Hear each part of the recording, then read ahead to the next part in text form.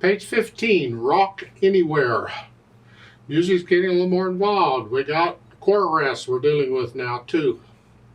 So let's look it over. It's 4 lines long with a repeat sign, so it's really 8 lines long. Treble and bass clef, 4/4 time signature, so 4 beats in a measure and a quarter note still gets a beat. And we got quarter notes and quarter rests, whole notes, half notes. Think we can handle all that? I hope. I want to take it one hand at a time to make sure I understand what each hand is doing, and then I'll try and put them together, and that's usually a whole nother adventure in its own. So right hand first, starting with thumb here, we're in C position. And it's 1, 2. Remember the rest. You lift up. It's the same as a quarter note except you're quiet. So 1, 2. Let's talk about that again. I can't get past the first 2 beats, can I? It's important you understand it. Quarter note gets 1 count. It takes up the whole count, the whole beat. Beat 2 starts when beat 1 ends. Okay? Well, then the rest starts on beat 2. So this comes up on beat 2 because that's when beat 2 starts. So it's 1, 2. It's important you understand that because people will cut it short. 1, 2, and no. Hold it the full count. 1, 2, 3, 4, 1, 2. And that D is tied, so you can hold that down for 8 counts or forever, whichever comes first. And the second line, same thing. Rest. Okay. That's the trickiest part of this piece for the right hand. Left hand, on the other hand, is down here with C and an E, 5 and 3 string in this position, C position, as together. 1, 2, 3, 4. Remember, you come up, hold the notes down a full count. Don't cut them short. 1, 2, 3, 4. 1, 2, 4.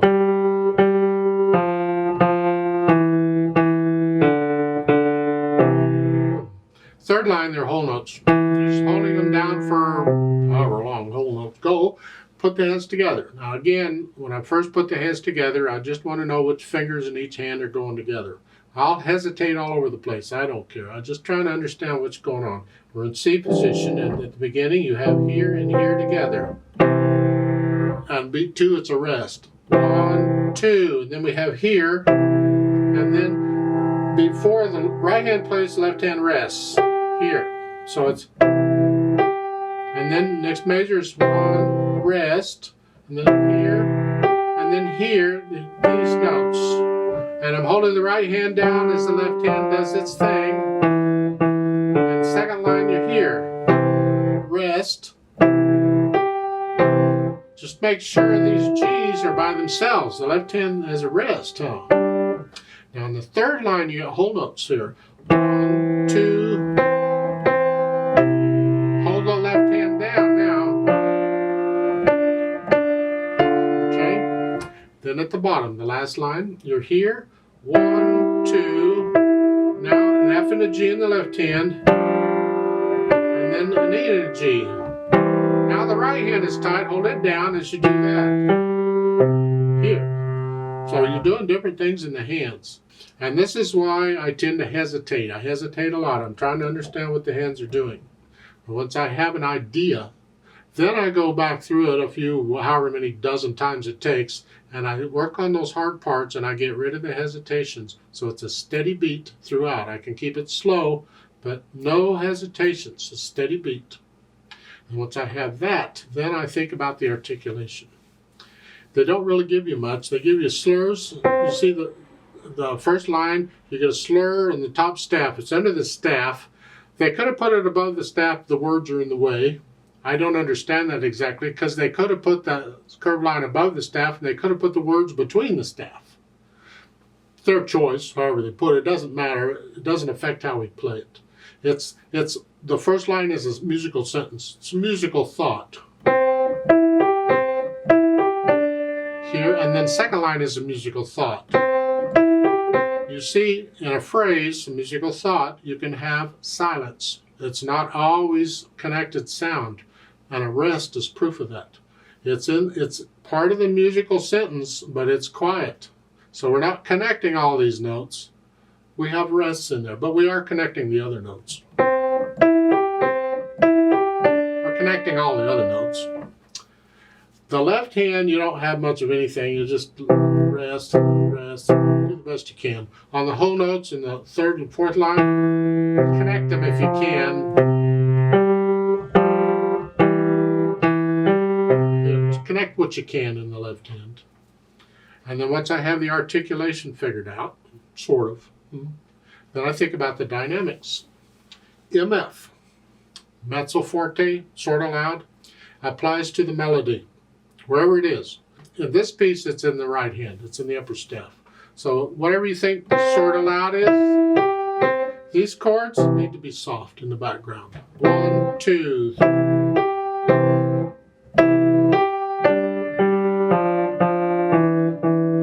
Now, first line, third and fourth measures. It's actually both lines, first two lines. This, that's melody. I want to hear that. This, that's background. Don't drown out the melody. You got to keep it in the background. That means as this dies away, you got to get softer here. Softer, softer, softer. You got to get softer to stay under this. Don't drown that out. See, most people would just play it. You've lost the melody when you do that. It just, yuck. So it's part of interpreting the music, but again, we want to hear the melody. So keep this. And then second line, moderately loud still. The left hand's still soft. Now in the third line, you go up to loud. Forte. The left hand's still in the background. It could be maybe moderately soft to moderately loud, but keep it in the background. So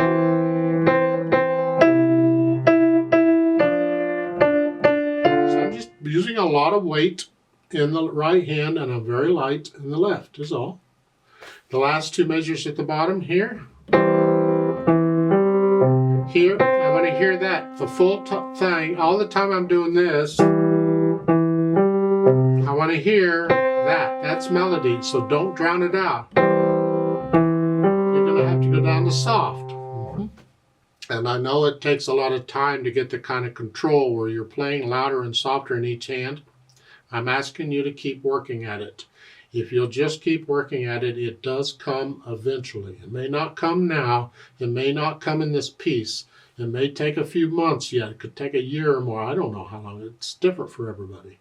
Just keep at it. It does come eventually. You can always come back and play these pieces again for the fun of it, and you'll find you'll play them a lot better. And you'll be able to get into it a lot. You'll enjoy them a lot more. Now, after all that mess, then I finally think about the speed. Moderately fast. Oh, goody.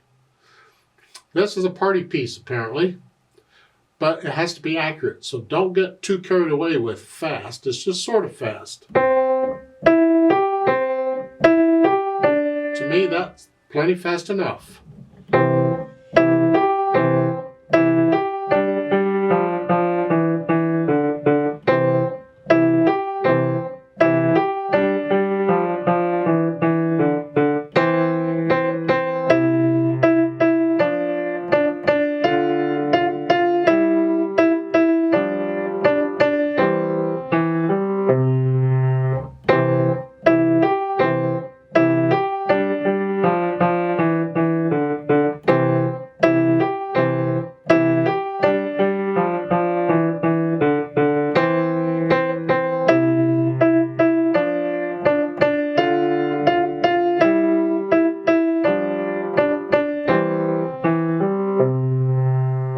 To me, that's about it for the amount of coffee I've had to drink so far this morning. I don't know. You have to take it at your speed. It has to be accurate, no hesitations, and you're getting into the music and start feeling the music. Remember the natural accents? 1, 2, 3, 4. 1, 2, 1, 2, 3, 4. 1, 2, 3, 1, 1, 2. 1, 2, 3. Feel them. Don't force them. Feel them all the way through. Want to feel. People are dancing. You're actually feeling the natural accents when you're dancing. Believe it or not, you're dancing to them. But you want to feel it when you're playing it too. Let's play this together very slowly and double check the notes and the rhythms. I'm not going to do any dynamics. I'm going to play both hands about the same. Very boring, very mechanical. I just need to make sure you got the right notes and rhythms. You should play the same note I'm playing at the same time I'm playing it. We are going to repeat it. I'm just not doing the dynamics, so I'll give us 4 counts. 1, 2, ready, go. 1, 2. 1, 2.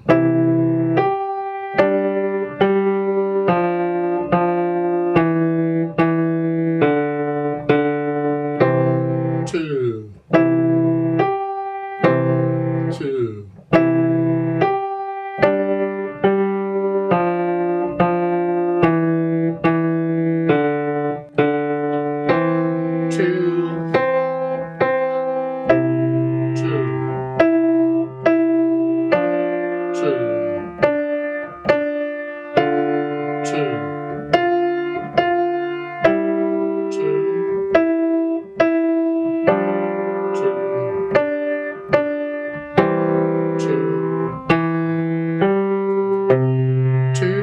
3, repeat, rest, rest,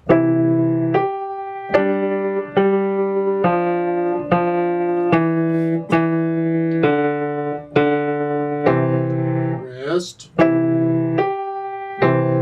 rest,